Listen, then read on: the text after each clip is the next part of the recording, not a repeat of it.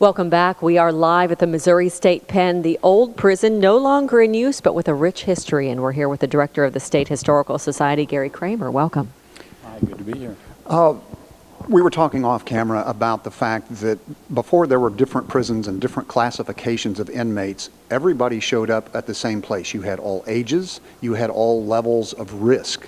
That defined this institution for a number of years. Yeah, it certainly did. For most of, certainly for the first century of its existence. That changed in 1954 after the riot. The riot that occurred in September of 1954 demonstrated to prison officials and state officials the danger that was involved with having no classification system. And so out of the riot, a transformational event, out of the riot came the creation of the Fordland Honor Center, the Moberly medium security prison, and the various levels of classification. Some of the worst criminals were here. Death row was here, and the gas chamber. They were, and it was.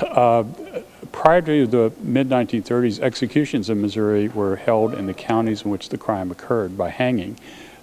Hangings became public spectacles, and one of the reasons the legislature decided to change the method of execution is because thousands of people would show up to watch a hanging, and they thought it was unseemly. So in the mid-1930s, legislation was passed, and executions began to occur here in the gas chamber in the late 1930s, and that continued until 1965. Another thing that I don't think people are fully aware of is the impact of a place like this on the economy as it developed. It was a source of labor.